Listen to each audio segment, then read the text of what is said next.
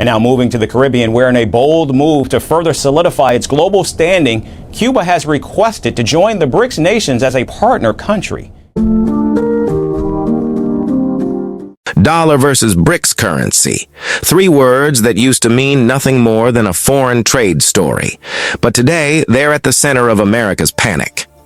The mighty dollar, once untouchable, now faces a challenge from a Caribbean nation that's been under a cruel blockade for decades. Why is Cuba's BRICS move making Washington tremble? Think about that for a second.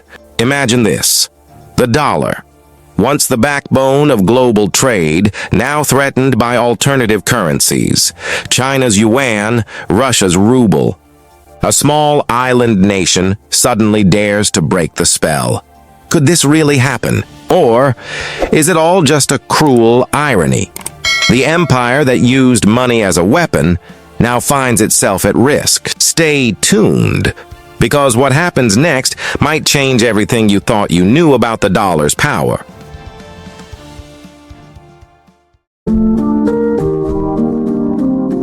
For decades, the U.S. has clung to its financial throne like a lifeline, branding any challenge as a threat to national security. But now, a Caribbean island, scarred by a cruel blockade, is charting a course that could change the game. Cuba, long painted as a defiant but economically isolated nation, has begun exploring trade with China and Russia using local currencies. Imagine that. A small island standing up to the global behemoth that is the dollar, daring to ask, why should we keep playing by America's rules? It's more than just an economic experiment. It's psychological warfare. It's like the kid who finally stops listening to the neighborhood bully, refusing to pay tribute to a system that's never worked in their favor. Because for Cuba, the dollar versus BRICS currency debate isn't an abstract financial argument. It's a fight for survival. Picture a mother waiting in line for rationed rice, only to find prices have doubled overnight because of a currency she can't control. Or a small business owner, struggling to keep the lights on because the global system they're shackled to was never designed with them in mind. And now, for the first time in decades, there's a glimpse of an alternative. Will it work? No one knows for sure. But the mere possibility that Cuba could become a laboratory for alternatives to the dollar is enough to make Washington sweat. Because what if this little experiment actually succeeds? What if others follow suit? And what if, one by one, countries start to see that the dollar's crown wasn't made of gold, but of paper and promises? If this sounds familiar, you're not alone. This isn't just Cuba's story. It's a story of every nation that's been told to play by the rules, only to find the game was rigged. And as this small island challenges the world's strongest currency, it's time to ask ourselves who really wins and who's been losing all along. Let's move into the conflict that's brewing beneath the surface, where the stakes go far beyond trade and money. And picture this. A country that's been squeezed by a cruel blockade for generations, finally catching a glimpse of the sun through a crack in the embargoed sky. Decades of weaponized currency, of financial shackles, now suddenly at risk of coming undone. Because here comes BRICS with a different playbook. Investments that don't always demand the dollar's stamp of approval. China's yuan, Russia's ruble. They're no longer just footnotes in global trade. They're potential lifelines, breathing room for a nation that's been told to starve or obey. And the irony is thicker than the summer heat in Havana. The very tactics Washington perfected, financial embargoes, weaponized sanctions, could now be turned back on them. Could this small Caribbean nation become the testing ground for an alternative to the dollar's grip? A place where others might see a blueprint for defiance? What happens when the fortress of the dollar is challenged not by armies or navies, but by local currencies and shifting alliances? If a place as small and bruised as Cuba can challenge the mighty dollar, what does that say about the strength of that currency in the first place? Imagine a small business owner in Havana who's been paying twice the price for imported goods just to keep their shop alive. Now they see a spark of hope. Maybe tomorrow's deal is signed in yuan instead of dollars. Maybe tomorrow the blockade's teeth won't bite as hard. And Washington's watching. Because they know that a single spark can light 1,000 fires. It's not just about Cuba. It's about every country that's been pushed into the dollar's corner for too long. Seen this in your town? You're not imagining it. This is what happens when the powerful get too comfortable and the oppressed get too creative. Next, we'll dive into the fallout, the human stories behind the headlines, the lives tangled in this web of power, trade, and broken promises. Families who once lined up for rationed rice, clutching their ration cards like lifelines, now find themselves dreaming of a different future. They've spent years under a cruel blockade, told they could never escape the dollar's grip, that their fate was sealed by the choices of a distant power. Now, they whisper about the dollar versus BRICS currency, a phrase that once seemed like a foreign headline, but now carries the weight of possibility. Could this shift mean fewer blackouts? Could it mean the chance to finally rebuild schools, clinics, and communities without fearing that every dollar they touch might vanish under sanctions? But hope is a fragile thing here. A mother, her eyes weary from years of darkness, wonders if these promises will light her son's future, or if it's just another cruel joke. A shiny promise that fades like so many before it. She remembers when Venezuela's oil was supposed to solve everything until it didn't. She remembers when remittances from Miami were a lifeline until politics turned them into a pawn. And now, BRICS currency might offer a lifeline. But how many lifelines have snapped before? It's like living in a house with cracked walls. Every time you patch one, another fissure appears. Even as the dollar stumbles, people here know the ground beneath their feet could shift at any moment. Can a currency really change lives? Or is it just another label on the same old game of power and control? If this sounds familiar, you're not alone. Because behind every headline about global finance are real people.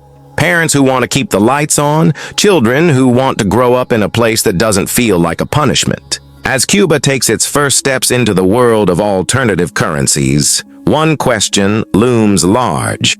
Will this be the breakthrough that finally brings the freedom they've long been denied? Or will it be just another illusion, another promise that leaves them waiting in the dark? In the next section, we'll step back and look at the bigger picture. The strategic patterns, the shifting alliances, and the silent tremors that could reshape more than just Cuba's future.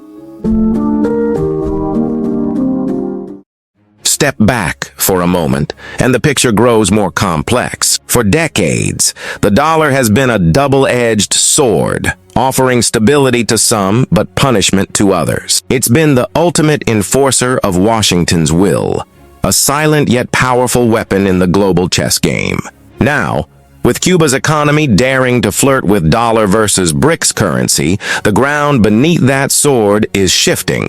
A small Caribbean island, long battered by economic sanctions, has found a potential path out of the embargo's grip, and maybe even a way to trade in yuan or rubles. If Cuba can trade in new currencies, what's stopping others from following suit? It's not just Havana that's asking that question. Imagine a Central American nation struggling with its own debt crisis, watching Cuba test the waters. Or a small African economy eyeing China's investments and thinking, if Cuba can challenge the dollar's grip, why can't we? This is where the sentiment of being betrayed by America becomes contagious. When the dollar was king, it could bend the will of nations with the stroke of a pen. But now every transaction in a different currency is a crack in that crown. The U.S. might call it economic betrayal, but from the outside looking in, it looks a lot like survival. And let's not forget the ironic hypocrisy at play here.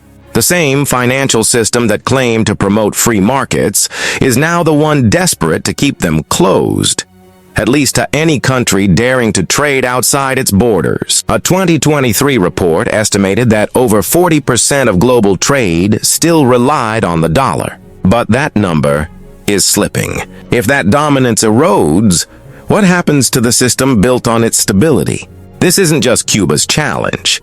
It's a stress test for the entire dollar-based order. If this sounds familiar, you're not imagining it. History has a way of repeating itself, even when the players pretend it can't. In the next section, we'll turn to the human side of this battle. The lives behind the headlines, the voices that have too often been silenced, and the real cost of this financial chess match.